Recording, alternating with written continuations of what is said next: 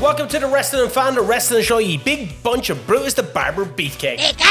It's on the big beefy boy, Shaz Beef. And today we're going back into Vince Russo fucking territory. Oh, that goddamn bitch.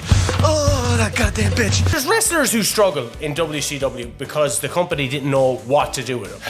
And then there's Mike Awesome, where the company seemed determined to see how far they could push one of the most naturally gifted big men alive into absolute dog shit. That's what it was. It was dog shit.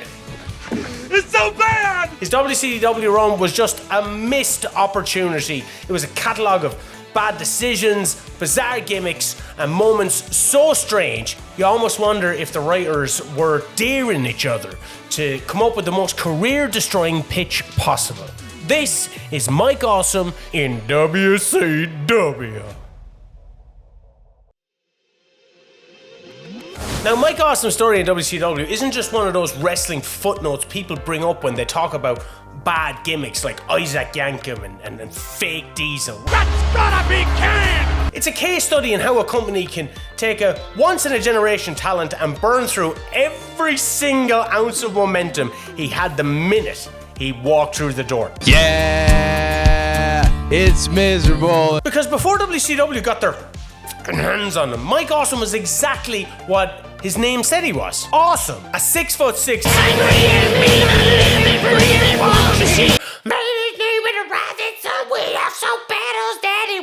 What a theme song! What a theme song! He could leap like a cruiserweight, dive over the top rope, and powerbomb absolutely anybody who stood in front of him. Unlike you, Gavin Nash. Well, that was fucking dreadful. In ECW, he just looked unstoppable. He was the world champion. And then, in April 2000, he jumped ship to WCW.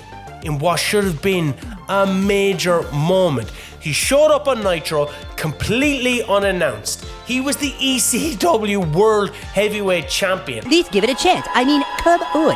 Come on. Come on. And the shock factor alone should have created just months of buzz. But was WCW in its dying days? It was Vince Russo. He's shitting all your fucking faces. Within a few hours, lawyers were involved. Paul Heyman in ECW was absolutely fuming. WCW realised they couldn't show him with the belt on de televisiones. Quite similar to Ric Flair when he jumped over from WCW to WWF in 1992.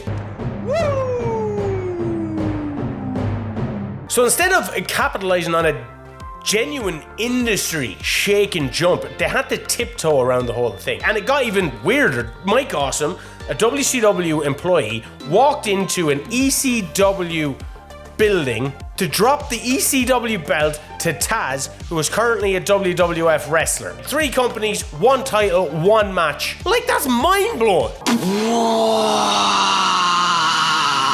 That's madness. That's fucking class. Kind of went all Gollum-y there. My precious. It was so surreal, but that kind of ended up being his peak in WCW. Once they finally got him on TV properly, it looked like they might do the right thing. They introduced him as the career killer. He launched Canyon off of cakes at Slamboree. He was mixing it up with Nash and Billy Kidman and Diamond Dallas Page and Hulk Hogan. That's pretty cool. He looked like a guy who belonged in the upper card, and if they kept him on that path, there's every chance Mike Awesome could have been one of the few new stars of the company that they desperately needed in the 2000s. Sir, we're desperate. WCW couldn't help themselves. They always found a way to just sabotage their own talent. And with Mike Awesome, they swung that wrecking ball. I came in like a wrecking ball. Out went the career killer, and in came one of the most stupidest gimmicks. Ladies and gentlemen, let me introduce to you Mike Awesome. Fat chick thriller. No longer the career killer, now I'm the fat chick thriller. The Fat Chick Thriller. What the fuck is that? What kind of gimmick is that? Absolutely ridiculous. Absolutely. Suddenly Mike Awesome wasn't a destroyer anymore, a gladiator. He was a guy flirting with plus-sized women. Big girls, you are beautiful. Doing skits revolving around feeding them cupcakes and fast food. He got rejected by Nitro Girl Beef. Oh, my sweet Bertha Faye. They had fans throwing underwear at him. It just felt like this was for him to be humiliated. Fat Chick Thriller is here to give you a dose of the old vitamin P. Fuck my life. Every week became another segment of Mike Awesome hitting on different women, another gag about food, another commentary line from Mark Madden. Mike Awesome's the Mac Daddy for all the big old fatties. Give him credit. Turning Mike Awesome into just a joke. And the saddest part is the man could tear down a building bell to bell. But once you get attached to something like that, the aura is gone. You're not believable anymore. He wasn't dangerous. He wasn't awesome. He was just doing sitcom level skits in a company that desperately needed real stars. Speaking of stars, it's time for a word from today's sponsor, Wrestle Rap. Wrestling Rap, the greatest hits. The ultimate compilation of hip-hop tracks from wrestlers for some reason. Who could forget the unforgettable sound of a rap master PN News?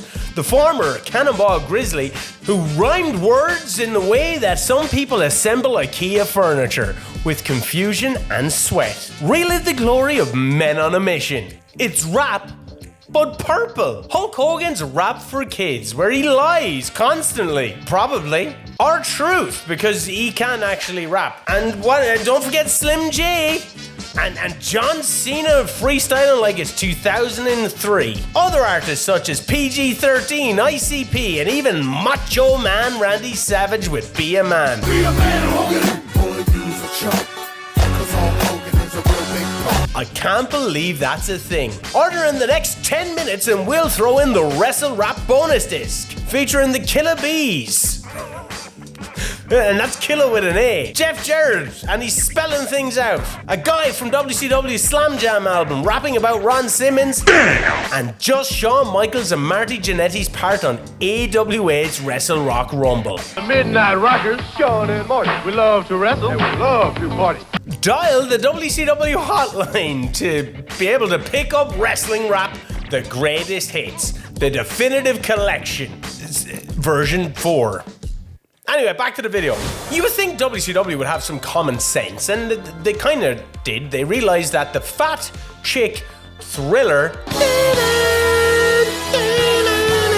wasn't working. So instead, they changed his gimmick and went further off a cliff. Mike Awesome was now that 70s guy. Suddenly, he was wearing bell-bottom jeans, had feathered hair, and was on a Partridge Family bus hosting a fake talk show segment called the Lava Lamp Lounge. Not only was it not funny, it actively made him look like a douchebag. Well, let me tell you, the first thing you gotta do with these foxy ladies is never, and I do mean never, take no for an answer. It was just another reinvention for the sake of it, not because it helped him in any meaningful way. Although he did get to powerbomb one of the members of the Insane Clown Posse off a bus. So we'll always have that. Eventually, WCW just abandoned the whole that 70s guy thing, thankfully, and they stuck him in Team Canada. We are a country. We are Team Canada.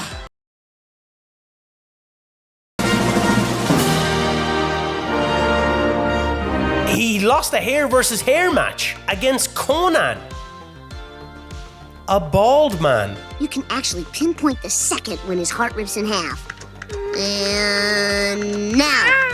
WCW ruining my boy again. WCW, they were just collapsing. The television product was beyond saving, and every ounce of momentum he once had was just long gone. And it's gone.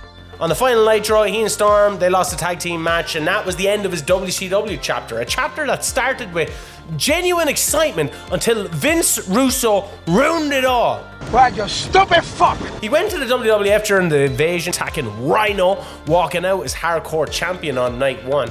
It looked like there was another chance to reset him, maybe build him back up.